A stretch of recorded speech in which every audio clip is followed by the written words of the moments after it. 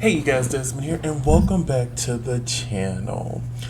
Today we are here to talk about Drag Race Belgium Season 1 episode, I believe we're on episode 4 now. Just like in the last review video, I am by myself today. Right now, LaCresha is living her best life. Make sure you are following her on her social medias at LaCresha McGill, especially on Instagram. She's been posting, little bits and pieces of what she's been up to during her spring break. So go follow her there and show her so much love. So, today we're going to be talking about Drag Race Belgium. But before we get into that, I just want to remind everyone to like, comment, and subscribe to the channel. We would really appreciate the love and support. So, this episode here. Honestly, I will say this is probably one of my favorite episodes of Drag Race Belgium so far. I just really don't like the judges.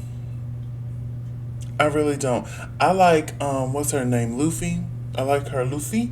I like her, but like Musti and Rita just don't do it for me. Like I like Rita in the workroom when she's talking with the queens and stuff, but Judge Rita, I'm not liking it. I'm not feeling it. Other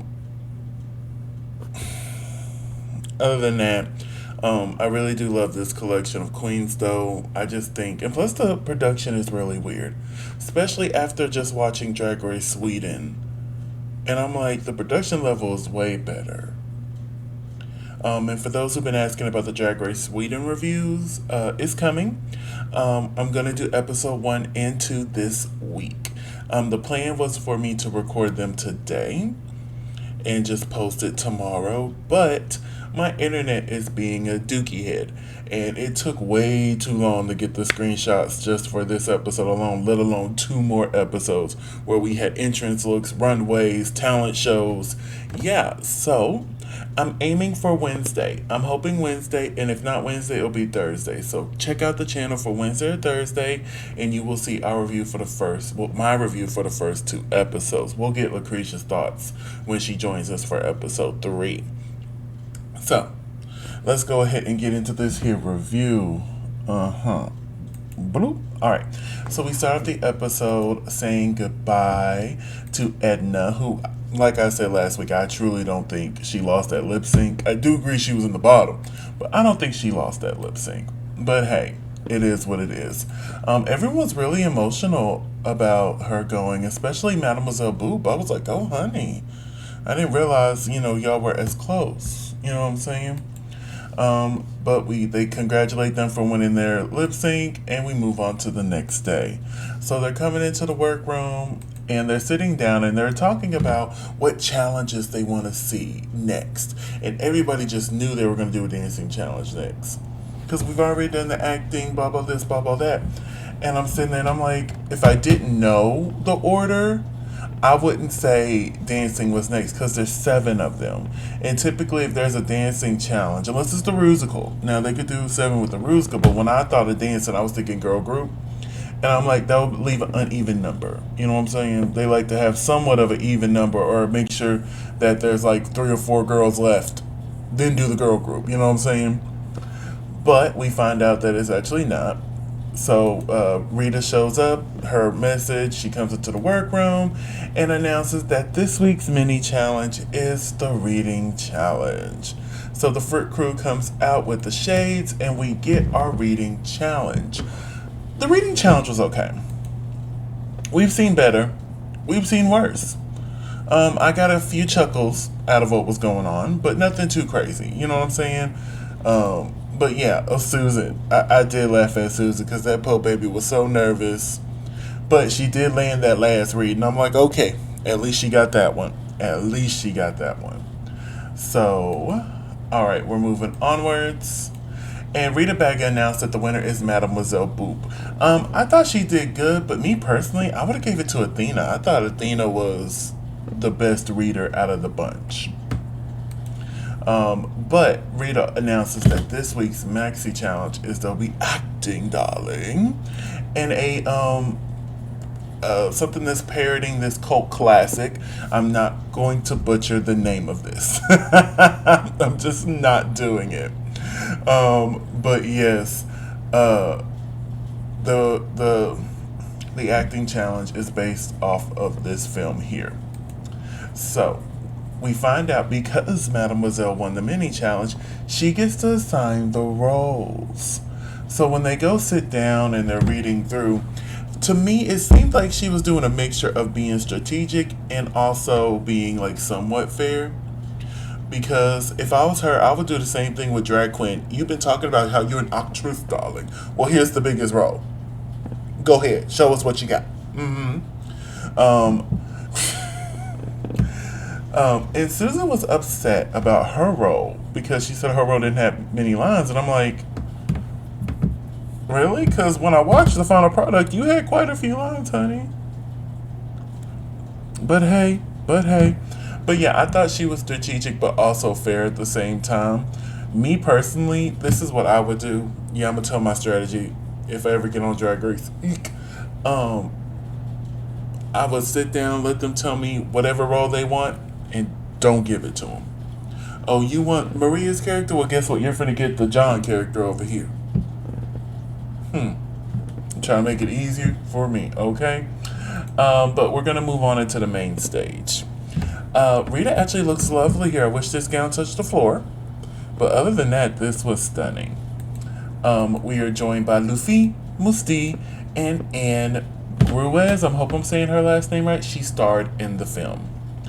The category is a look from the film. So up first we have Mocha Bonet, and I didn't care for this at all.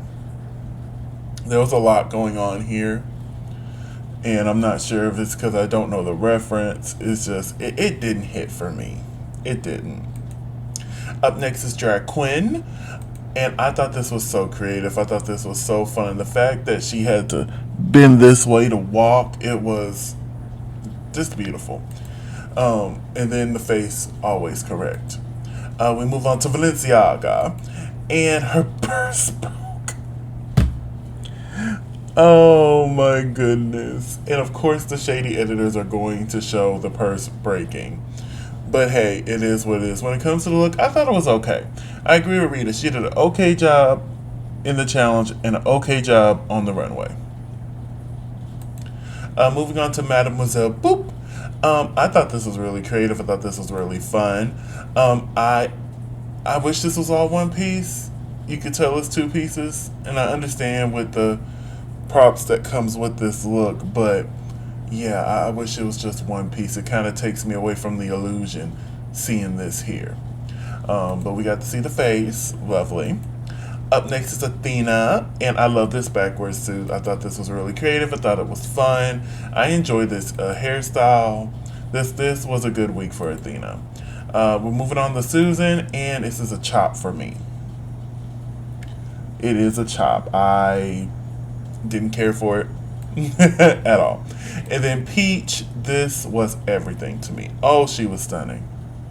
Oh, she walked out. I'm like, this was good. Head to toe. This was real good. So here are our 7 queens that are remaining. And I think my favorite look would be Peach. Yeah, I'll definitely say Peach had my favorite look of the week.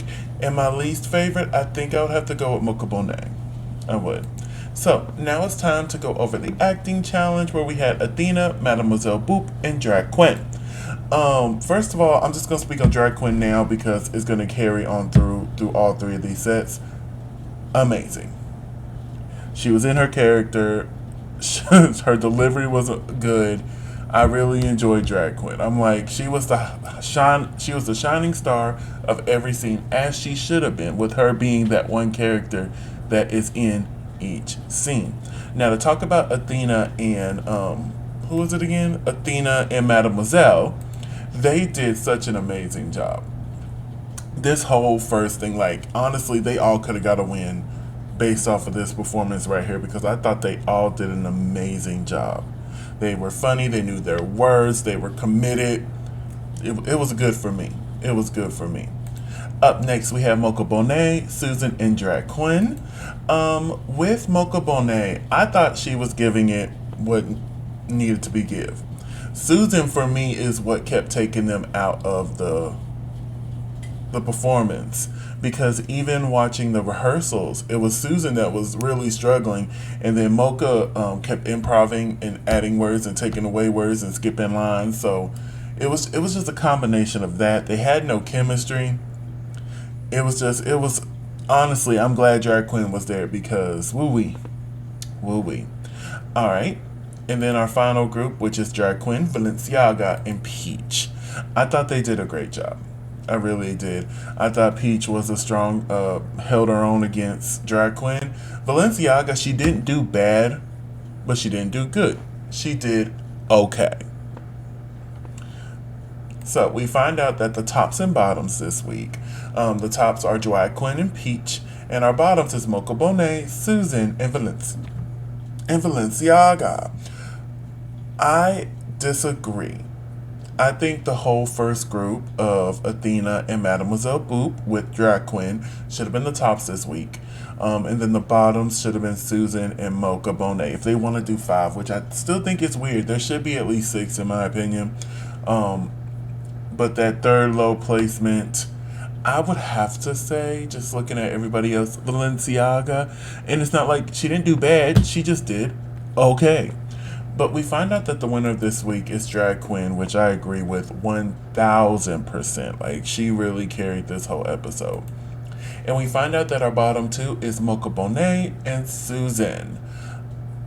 Yeah, I agree. These 2 should have been in the bottom 2.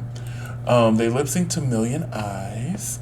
And I had a reaction to this lip sync I was not expecting. The song just really touched my heart, and I felt like both of these queens gave an amazing performance. The only thing that really just threw me off was Mocha Bonet, who did the blood stunt. I wish it would have came forward. I know she said she put some fake blood and water in a condom and busted it in her wig, but I wish she would have put it like a little bit further up, so when she busted it, it could have came down the front of her face. And I feel like that could have took that to the next level. But overall, I thought this was a really great lip sync between Susan and Mocha Bonet. Rita decides to keep Susan, which I do think that was the correct decision. They didn't fully understand Mocha Bonet during her time here on Drag Race. And she was just so sweet and so kind. I don't think her personality fits what Drag Race wants. And Mocha Bonet has a fan for life out of me. I just want to say that right now. But Susan gets to stay and Mocha gets to leave. I would love to see her again one day. I'm not sure if I want to see her in Drag Race again. I would like to see her out in the world killing it. I'm already following her, so hopefully she gets out there and she kills it, but she will definitely be missed. And we find out next week is the Snatch Game. You know, I love a good Snatch Game. Now, there's a good chance I ain't gonna know not a single person on there, but if they can make me laugh, I'm sold. And that's the whole purpose of the Snatch Game. You don't have to fully know the character, but they need to be able to make you laugh. But I'm gonna go ahead and wrap this up here. I know we kind of sped through it, but I've been having so many issues trying to get these screenshots together. I'm like, let's just run through it, hit the highlights, give my opinions, and move onward. So I want to thank y'all so much for watching. Don't forget to like, comment, and subscribe. And I will see y'all later in this week to review Drag Race Sweden. Follow me on all my social media accounts at Simply Desmond, that's SimplyDesmond, on all social media platforms. And make sure you follow LaCresha too. She's Cresha McGill on all social media platforms, and that's CRESHAMCGILL. Thank y'all so much, and I'll see y'all later. Bye.